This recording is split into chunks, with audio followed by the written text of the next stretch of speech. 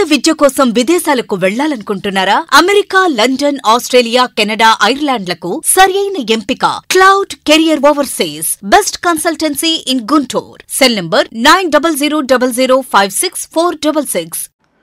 అందరికీ నమస్తే అండి. ఒకవైపు వైఎస్ఆర్ కాంగ్రెస్ పార్టీ సోషల్ మీడియాలో తప్పుడు పోస్టులు, అసభ్యకరమైన పోస్టులు, పచ్చి బూతులు పోస్ట్ చేసిన వారిని అరెస్ట్ చేస్తుంది కూటమి ప్రభుత్వం. మరోవైపు సీఎం చంద్రబాబు నాయుడు గారు కానీ, పవన్ కళ్యాణ్ గారు కానీ తమ పార్టీ శ్రేణులకు మీరెవరూ కూడా బూతులు మాట్లాడొద్దు, బూతులు పోస్ట్ చేయొద్దు, మీరు అలా మాట్లాడినా సరే అరెస్ట్ చేసేస్తాము అని చెప్తున్నారు. అదే దారిలో సీఎం గారు పోలీసులతో రివ్యూ చేసినప్పుడు కూడా ఏ పార్టీ వారు ఉన్నా సరే ఉపేక్షించొద్దు అని పదే పదే చెప్తున్నారు. అదే క్రమంలో అసెంబ్లీలో నిన్న ఈరోజు ఈవెన్ 3 రోజుల నుంచి కూడా సోషల్ మీడియాలో తప్పుడు పోస్టుల మీద కంట్రోల్ చేయడానికి ఒక పెద్ద చట్టం రావాలి, ఒక బిల్లు తీసుకురావాలి, వైసీపీ వాళ్ళు అలా చేశారు, ఇలా చేశారని చెప్తున్నారు. ఎస్, కరెక్టే. ఈ వీడియోలో కొంచెం డీటెయిల్డ్గా మాట్లాడదాం. సోషల్ మీడియాను కంట్రోల్ చేయాలి, కరెక్ట్. సోషల్ మీడియాలో బూతులు, అబ్యూజ్ లాంగ్వేజ్,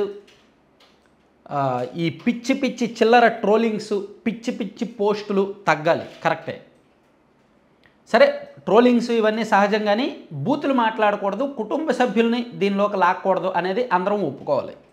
అయితే ఇక్కడ ఏ పార్టీ వారైనా ఒకటే అనేది కూటమి మర్చిపోకూడదు, చంద్రబాబు గారు మర్చిపోకూడదు. సో వైఎస్ఆర్ కాంగ్రెస్ పార్టీలో ప్రస్తుతం అరెస్ట్ అవుతున్న వారిలో వారు పోస్ట్ చేసినవి కొత్తగా తాజాగా పోస్ట్ చేసిన అంశాలతో పాటు పాతవి కూడా ఉన్నాయి.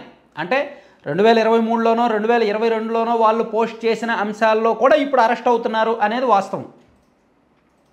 వర్రా రవీంద్రారెడ్డి కానీ లేదా ఇంకెవరైనా సరే వాళ్ళు గతంలో 2023, 2022లో పోస్ట్ చేసిన అంశాల మీద కూడా, ఈవెన్ శ్రీరెడ్డి గతంలో మాట్లాడిన అంశాలపై కూడా, పోసాని కృష్ణమురళి గతంలో మాట్లాడిన అంశాల మీద కూడా ఇప్పుడు కేసులు నమోదు చేస్తున్నారు కదా, అందరికీ తెలుసు కదా. సో నేనేమంటానంటే వాళ్ళ మీద కేసులు పెడుతున్నప్పుడు వీళ్ళు ఎంత బాధ్యతగా ఉండాలి? మనకు అసలు వీళ్ళకి రాజకీయం కావాలా, నిష్పక్షపాత పరిపాలన కావాలా?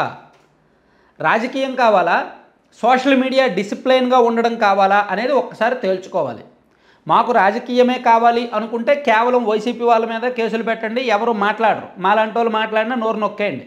ఆల్రెడీ ఇప్పుడు ఈ వీడియో కింద నువ్వు టీడీపీ నువ్వు వైసీపీ బ్యాచ్, నువ్వు అది ఇదే పేటీఎం అని నప్పి నన్ను తిట్టుకోవచ్చు కాక.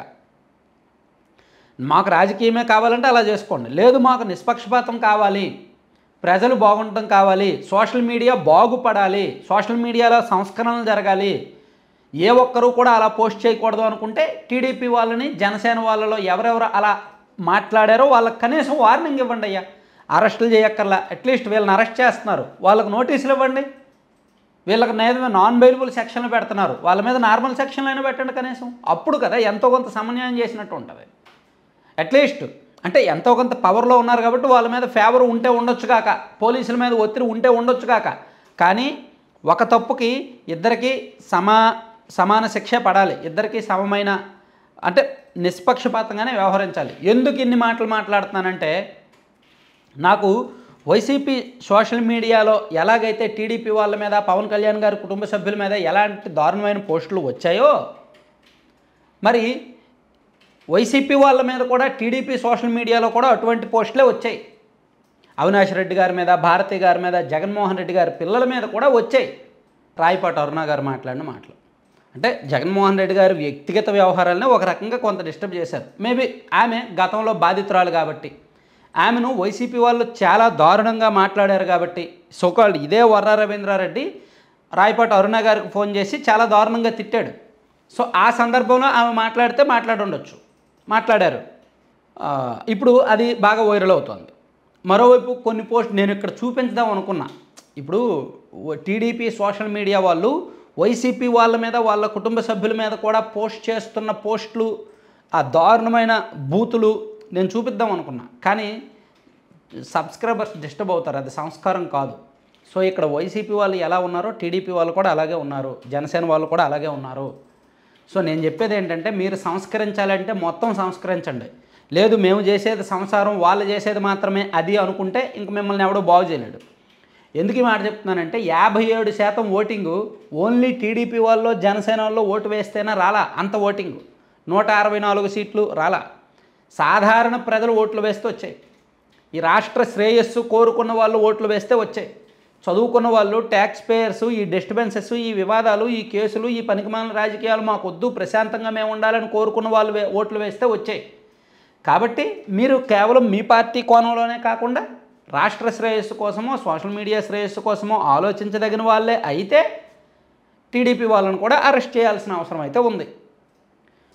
మళ్ళీ ఇంకో మాట చెప్తున్నా, టీడీపీ వాళ్ళు అనొచ్చు కాక ఈ మధ్య మా వాళ్ళు ఏమీ పోస్ట్ చేయట్లేదు కదా, ఈ నెల రోజుల నుంచి ఏమైనా మా వాళ్ళు బూతులు పోస్ట్ చేశారా అనొచ్చు కాక వైసీపీ వాళ్ళని గతంలో పోస్ట్ చేసిన దాని మీద అరెస్ట్ చేస్తున్నారుగా, మరి టీడీపీ వాళ్ళు కూడా గతంలో పోస్ట్ చేసిన దాని మీద అరెస్ట్ చేయండి లేదా కేసులు పెట్టండి.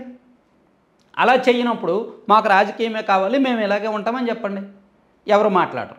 సో ఇది పార్టీల పెద్దలు, కూటమి పెద్దలు ఆలోచించుకోవాలి. ఎందుకంటే ఇందులో నిష్పక్షపాతం కనిపించట్లా, పక్షపాత ధోరణే కనిపిస్తోంది. ఇందులో సోషల్ మీడియాను సంస్కరించడం కనిపించట్లా, వైసీపీ వాళ్ళని టార్గెట్ చేయడమే కనిపిస్తోంది. కాబట్టి ఒకసారి ఆలోచించుకుంటే బెటర్. Thank you.